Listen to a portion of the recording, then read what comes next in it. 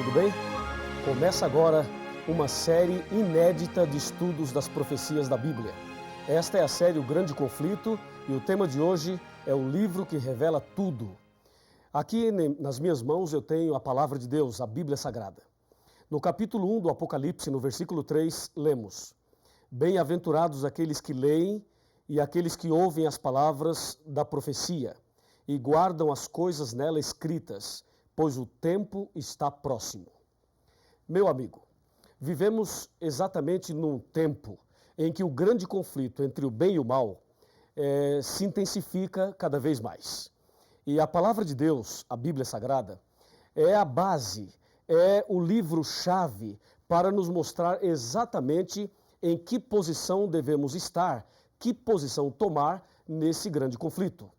Por exemplo, para que você seja bem-sucedido e seja vitorioso nessa guerra entre o bem e o mal, é preciso conhecer algumas coisas importantes sobre a Bíblia. A Bíblia Sagrada tem 66 livros, sendo 39 no Velho Testamento e 27 no Novo Testamento.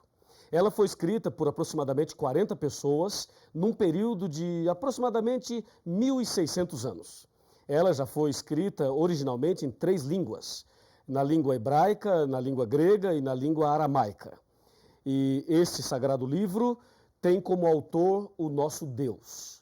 Ele deixou esse sagrado livro para que nós pudéssemos conhecer a sua vontade e para que pudéssemos também saber a revelação dele para a nossa vida nesse contexto da luta entre o bem e o mal. Me acompanhe agora que eu tenho algo muito importante a te mostrar. Por exemplo, a Bíblia Sagrada está subdividida em 5 pequenas partes. A primeira parte é história. A segunda é poesia, a terceira profecia, a quarta evangelhos e a última cartas. Vamos analisar uma a uma. Por exemplo, história. Os livros históricos da Bíblia começam em Gênesis e vai até o livro de Esther, incluindo o livro de Atos dos Apóstolos, que se encontra no Novo Testamento. A parte histórica da Bíblia, aproximadamente 90% do que está escrito lá se entende como se lê. E apenas 10%, mais ou menos, foi escrito numa linguagem simbólica profética.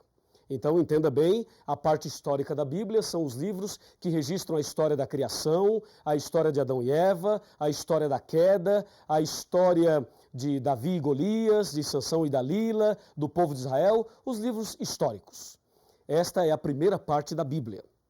A segunda é poesia. A poesia são livros que foram escritos numa linguagem poética. Por exemplo, eu tenho aqui Jó, Salmos, Provérbios, Cantares, ou seja, Cântico dos Cânticos. E também o livro de Eclesiastes. Esses livros são poéticos. E de todos eles, a poesia mais conhecida se encontra nos Salmos, que é o Salmo 23. Lembra? O Senhor é meu pastor e nada me faltará.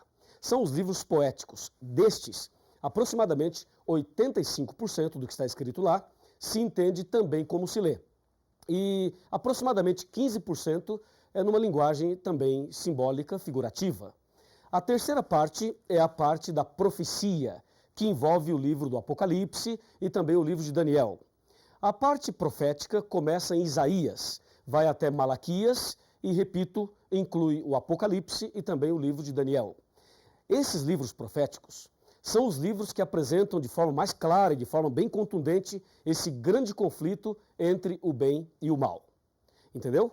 E aqui é bom que você preste muita atenção, eu tenho aqui as informações bem atualizadas sobre tudo isso. Por exemplo, o livro do Apocalipse é o livro mais difícil de se entender. E também o livro de Daniel. Mas existem outros livros proféticos, como acabei de mencionar a você. Esta é a terceira parte da Bíblia. E 95% da profecia não se entende como se lê.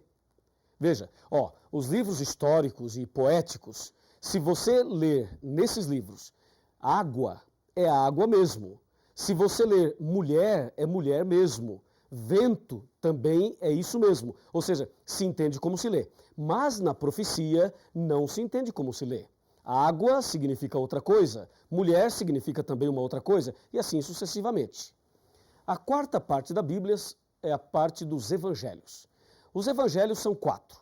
Mateus, Marcos, Lucas e João. Esses livros narram a vida de Jesus desde o seu nascimento, também o seu sacrifício, a sua morte e a sua ressurreição, e falam ainda da volta de Jesus. No caso dos evangelhos, 85% deles se entende como se lê, e aproximadamente 15% é o que a Bíblia apresenta como parábolas, são as parábolas. E a última parte, as cartas, ou epístolas, que começam em Romanos e vai até Judas. Lembrando que esse Judas não é o Iscariotes, é o outro Judas. Assim, nós temos as 5 partes da Bíblia. Pensa comigo e me acompanhe no raciocínio agora. Esse raciocínio das 5 partes da Bíblia, eu penso que é a mais importante para que você entenda exatamente o que é e como entender a Bíblia Sagrada. Voltemos o nosso pensamento um pouquinho para a parte histórica. A parte histórica da Bíblia, os primeiros livros especialmente. Esses livros são fundamentais. Porque, na verdade, lá no começo, em Gênesis, especialmente, também Êxodo, especialmente esses dois, eles narram para nós o início desse conflito. E se você ligar Gênesis e Êxodo com o Apocalipse, vai perceber que esse conflito entre o bem e o mal começou no céu. Apocalipse 12, versículo 7. Depois, a parte poética vem trazendo mensagens de esperança, de conforto e de segurança. Depois nós temos as profecias, que eu vou falar por último. Vamos agora para os evangelhos, que são 4. O caso dos evangelhos é um caso muito interessante, porque 85% deles se entende como se lê. Pensa comigo o seguinte, Jesus estava andando e encontrou um homem cego, ok? Colocou a mão sobre ele e disse, vê, e o cego viu. Eu pergunto, isto é simbólico ou isto aconteceu de fato? Com certeza, aconteceu de fato. Pense num outro acontecimento. Jesus estava caminhando, encontrou um paralítico e disse a ele, que queres que eu te faça? E o paralítico disse, Senhor, eu quero ficar bom, eu quero andar. E Jesus então diz, levanta-te, toma a tua cama e anda. E o paralítico levantou e andou. Isto é simbólico ou é literal? Com certeza é literal, porque isto aconteceu de fato. Agora pense de outra forma. Jesus disse certa ocasião, eu sou o bom pastor e você é a ovelha. Eu pergunto, você é uma ovelha? Claro que não, você é uma pessoa, tem 2 pernas, 2 pés. Uma ovelha tem 4, não é verdade? Então você não é uma ovelha, mas Jesus disse que você é uma ovelha e disse que ele é o pastor. Aí você tem uma linguagem simbólica, uma linguagem figurativa. Jesus também mencionou e advertiu com respeito ao trigo e o joio. O trigo são as pessoas fiéis e o joio são as pessoas infiéis. Aí você percebe uma outra linguagem simbólica. É claro que você não é trigo e você também não é joio, mas estas palavras revelam a característica ou as características daqueles que são fiéis e daqueles que são infiéis. Assim você percebe que os evangelhos, 85% se entende como se lê e 15% não se entende como se lê. São as parábolas. E as cartas também. As cartas ou as epístolas, 90% se entende como se lê e 10% não. Mas o mais interessante está ligado à profecia. As profecias da Bíblia, elas foram escritas numa linguagem simbólica, especialmente o Apocalipse, o livro de Daniel. São carregados de simbolismos. E isto é algo que preocupa muita gente. E há muitas pessoas que não gostam de estudar a profecia porque não entendem. Vamos observar algumas coisas da profecia. Abra sua Bíblia aí. Eu vou abrir a minha aqui também para dar um exemplo. Vejamos Apocalipse capítulo 7, versículo 1. Aqui diz, abriu a sua Bíblia? Ok? Então vamos ler. Depois disto vi 4 anjos em pé nos 4 cantos da terra, conservando seguros os 4 ventos da terra, para que nenhum vento soprasse sobre a terra, nem sobre o mar, nem sobre árvore alguma. Percebeu alguma coisa diferente? Se você não percebeu, eu vou ajudá-lo. Aqui diz que tem 4 anjos nos 4 cantos da terra, segurando os ventos. Primeiro problema, a terra é quadrada? Ou é retangular para ter 4 cantos? Não, a terra é redonda. Ela não tem 4 cantos. Ora, se não tem 4 cantos, por que o Apocalipse fala que tem 4 anjos nos 4 cantos da terra? Percebeu? A profecia não se entende como se lê. E mais, diz que os 4 anjos estavam segurando os ventos. Será que dá para segurar os ventos? E será que os anjos estão impedindo os ventos de soprarem? Claro que não, porque se isto acontecesse, nós estaríamos mortos. Então ficou claro que a profecia não se entende como se lê. E aí você deve pensar, pastor, como é que se entende? Calma, nós vamos chegar lá. Esse é apenas o primeiro estudo dessa série. Veja um outro exemplo. Abra sua Bíblia em Apocalipse 12 e confira comigo o que diz o Apocalipse 12. Versículo 1. Viu-se grande sinal no céu, a saber, uma mulher, vestida do sol, com a lua debaixo dos pés e uma coroa de 12 estrelas sobre a cabeça. E aí? Na sua cidade, na sua rua, no seu bairro, você já viu uma mulher assim? Claro que não, não existe. As mulheres são bonitas, não há dúvida nenhuma, mas uma mulher como esta aqui não existe. E se não existe, por que o Apocalipse apresenta uma mulher assim? Percebeu? Mais uma prova de que a profecia não se entende como se lê, até porque uma mulher assim não existe. É ou não é? E se você observar aqui, o capítulo 13, e aqui está o ponto que as pessoas têm medo, ficam assustadas, mas não fique com medo, porque a Bíblia vai nos revelar tudo nesta série do grande conflito. Veja Apocalipse 13, versículo 1. Vi emergir do mar uma besta que tinha 10 chifres e 7 cabeças, e sobre os chifres 10 diademas, e sobre as cabeças nomes de blasfêmia. E aí? Imagine uma besta saindo do mar. Isso é assustador, não é? E algumas pessoas acham que é pecado ir à praia porque a besta vai sair do mar. Que absurdo, é ou não é? Sabe por que as pessoas erram? Sabe por que as pessoas interpretam erradamente a Bíblia e pregam uma coisa que a Bíblia não diz, não ensina? É justamente porque não estudam a Bíblia. E você está de parabéns porque está aqui hoje estudando a Bíblia conosco. Em São Mateus capítulo 22, versículo 29, está escrito assim, errais por não conhecer as Escrituras e nem o poder de Deus. Esse é o problema das pessoas. Não estudam a Bíblia, por isso erram. Mas eu tenho certeza absoluta que a partir de hoje você não errará mais, porque nós vamos conhecer a verdade da Bíblia. A Bíblia nos revelará tudo que você precisa saber para vencer nesse grande conflito, para ser vitorioso nessa guerra entre o bem e o mal. Aliás, eu quero dizer a você o seguinte, Jesus esteve nesse mundo. Jesus veio a esse planeta há mais ou menos 2000 anos atrás. E Jesus morreu na cruz.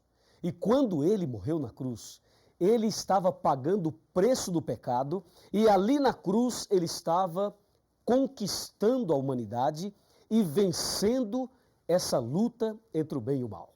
Ou seja, nesse grande conflito, Jesus já é vitorioso. E uma grande notícia para você. Se você tem Jesus no coração, se você anda com Jesus, então você também é mais do que vitorioso. Não é maravilhoso saber disso? Por isso é importante o estudo da Bíblia. E agora, pense comigo na frase final. Me acompanha aqui. Aqui tem uma frase final para você. Por favor, chegue mais perto. Vamos conversar. Pode chegar mais perto, um pouquinho mais. Olhe bem dentro dos meus olhos. Está olhando? É o seguinte, eu não te conheço. Não sei o seu nome, não sei quem você é, não sei onde você mora. Mas eu sei que você deve ter suas lutas, seus problemas, suas dificuldades. Deus conhece você e Deus também me conhece. E eu não sei exatamente por que você está aqui hoje estudando a Bíblia. Mas uma coisa eu te digo em nome de Jesus. Em João 8,32 está escrito aqui na palavra de Deus o seguinte: e conhecereis a verdade, e a verdade vos libertará. Se você conhecer a verdade a partir de agora, se você fizer essa série completa, você vai conhecer toda a verdade. E Deus vai libertar você. Vai transformar sua vida. Vai fazer de você a pessoa mais feliz do mundo. E nesse grande conflito, você será vitorioso. Você será vitoriosa. Presta atenção, minha amiga. Presta atenção, meu amigo. Eu vou orar por você. E Deus te dará a vitória nesse dia e nessa série de estudos bíblicos. Você não quer aceitar fazer o curso completo e não quer ter Jesus no coração e você não deseja ser vitorioso também nessa guerra entre o bem e o mal? Que pergunta que eu estou fazendo. É claro que você deseja, é claro que você quer. E se você assim deseja, se você quer isto, então feche os seus olhos e vamos falar com Deus. Querido Pai Celestial, muito obrigado por esse primeiro estudo da Tua Palavra. Ela é lâmpada para os nossos pés e luz para os nossos caminhos. Ela revela Jesus, aquele que já venceu na cruz em nosso lugar. Ajuda-nos agora a conhecer melhor a Tua Palavra e a andar nos Teus caminhos. Abençoe essa pessoa que está orando comigo nesse instante e envia o Espírito Santo para fazer o milagre na vida desta pessoa que tanto necessita. Em nome de Jesus. Amém. A sua entrega é total. Você não pôde mais adiar. Jesus chegou ao seu coração, chamou por seu nome, você atendeu. Algumas lágrimas vêm e vão lavando qualquer temor. O Santo Espírito está aqui, lhe abraça e lhe diz o quanto esperou. Sua vida vai desabrochar, vai sorrir, vai cantar, começando aqui e por todo sempre. O amor de Deus vai lhe acompanhar. Ele prometeu, jamais vai deixá-lo. Você não estará sozinho a vagar. Deus vai lhe